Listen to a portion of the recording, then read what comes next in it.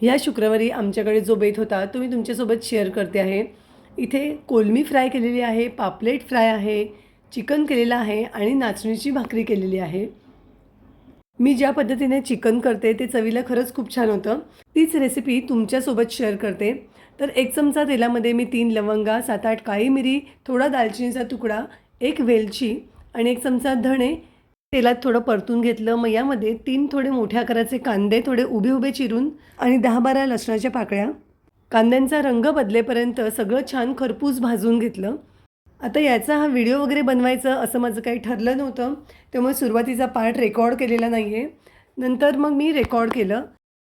यामध्येच मी सुकं खोबरं थोडं खरपूस भाजून घेतलं. तर भाजलेला कांदा, भाजलेलं खोबरं, आलं लसूण, थोडा गरम मसाला आणि कोथिंबीर हे सगळं मी आता मिक्सरमधून वाटून घेते. आता चिकनला साधारण अर्धा तास आधी मी दही, आलं लसणाची पेस्ट, हळद, मीठ, थोडी लाल मिरची पावडर घालून मॅरिनेट करून ठेवलेलं आहे. 3 मध्यम आकाराचे कांदे तेलामध्ये थोडे परतून घेतलेले आहेत. कांद्यांचा रंग बदलला की यामध्ये आता मॅरिनेट केलेलं चिकन घालते. तर याला मी अर्धा तास दही लावून ठेवलं होतं, पण जर तुम्हाला दही लावायचं नसेल तर तुम्ही थोडा लिंबू लावा. पण चिकन करायच्या अर्धा तास आधी जरी आपण याला लिंबू किंवा दही लावून ठेवलं ना, तर चिकनला जो वेगळा वास येतो ना, तो येत नाही. आता हे चिकन आपल्याला 2-3 मिनिट गॅसची फ्लेम हाय ठेवून छान परतून घ्यायचं आहे. 2-1 मिनिट मी हे छान परतून घेतलेलं आहे.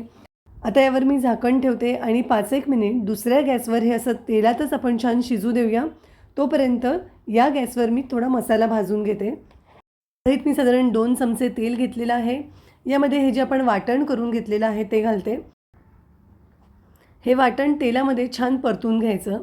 यामध्ये आता 1 मोठा चमचा लाल मिरची पावडर, पाव चमचा हळद आणि 1-1.5 चमचा चिकन मसाला यामध्ये मी घालते.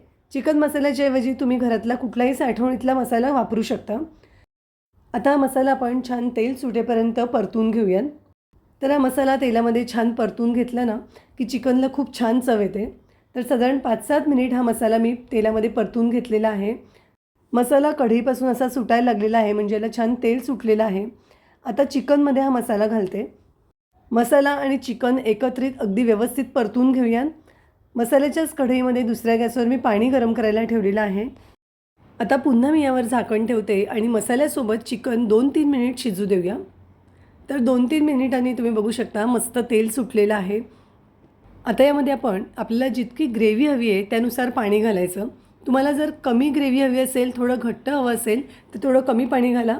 पण मला आज खूप जास्त घट्ट नाही आणि खूप जास्त पातळही चिकन करायचं नाही आहे. त्यामुळे मी तसा अंदाज घेऊन यामध्ये पाणी घालते. थोडं-थोडं पाणी घालून असं मिक्स करून घ्यायचं, म्हणजे आपल्याला अंदाज येतो की साधारण आपल्याला किती पाणी लागणार आहे. तर अजूनही हे बरंच घट्ट आहे. तर हे सगळं पाणी मी यामध्ये घालते. आपल्याला चिकनचा रस्सा जितका पातळ हवा आहे ना, त्यापेक्षा थोडं जास्त पाणी यामध्ये घालायचं, कारण चिकन शिजायला पाणी लागतं. आता यामध्ये 1 चमचाभर कसुरी मेथी थोडी हातामध्ये क्रश करून घालते. थोडी अशी कसुरी मेथी घातली ना, की याला खूप मस्त चव येते. कोथिंबीर घातलेली आहे. आता यामध्ये चवीपुरता मीठ घालते. व्यवस्थित मिक्स करून घेऊ. कुकरचं झाकण लावून कुकरच्या 3 शिट्ट्या करून घेते. चिकन शिजतंय तोपर्यंत आपण पापलेट फ्रायची तयारी करून घेऊ. तर इथे मी थोडा रवा, थोडं तांदळाचं पीठ, मीठ आणि लाल मिरची पावडर घेतलेली आहे. सगळ्या गोष्टी व्यवस्थित मिक्स करून घेऊ. साधारण अर्ध्या तासापूर्वी या पापलेटला मी तिखट, मीठ, हळद आणि आलं लसणाची पेस्ट लावून ठेवली होती. तर मसाला यामध्ये अगदी व्यवस्थित मुरला असेल. वरून असं रवा आणि तांदळाचं पीठ लावलं ना, की हे वरचं कव्हरही फ्राय केल्यावर खूप छान लागतं. पिठामध्ये अगदी व्यवस्थित हे घोळवून घ्यायचं. गॅसवर मी एक तवा ठेवला आहे. तव्यामध्ये 2-3 चमचे तेल घातलेलं आहे. आता मीडियम फ्लेमवर हे पापलेट आपण फ्राय करून घेऊयात. एका वेळेला जितके मावतील तितके पापलेट मी तव्यावर ठेवते. आता पापलेट फ्राय होत आहे तोपर्यंत भाताचं कुकर लावून घेते.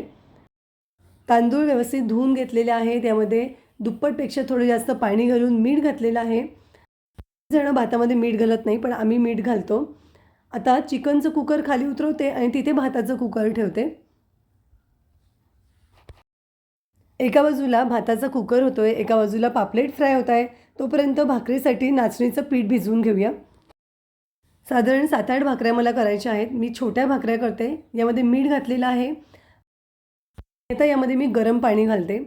गरम पाणी घातल्यामुळे भाकरी अगदी मस्त सॉफ्ट होते. व्यवस्थित मिक्स करून घेते आणि यावर झाकण ठेवून 5 मिनिट बाजूला ठेवून देते. जी पिठाला छान वाफ बसेल.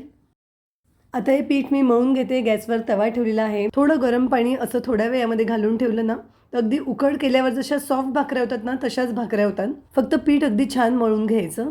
चिकन तयार आहे, भात तयार आहे, पापलेट फ्राय करून झाले आहेत. एका बाजूला मी कोलमी फ्राय करायला ठेवली आहे आणि इथे आता आपण भाकऱ्या करून घेऊया. मी खूप मोठ्या भाकऱ्या करत नाही, फुलक्यासारख्या छोट्या-छोट्या भाकऱ्या करते आणि त्याही लाटून करते.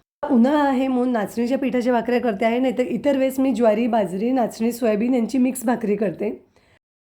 गव्हाच्या पिठामध्ये हा गोळा मी घोळवून घेतलेला आहे आणि आपण नेहमी गव्हाच्या पिठाचा जसा फुलका करतो तसाच नाचणीच्या पिठाचा फुलका मी लाटून घेते. थोडं गरम पाणी घालून पीठ मळून घेतलं ना, की पिठाला छान लवचिकता येते आणि आपल्याला हवा तितका छान पातळ फुलका लाटता येतो. तवाही व्यवस्थित गरम झालेला आहे. आता वरच्या बाजूने याला थोडं पाणी लावून घेते.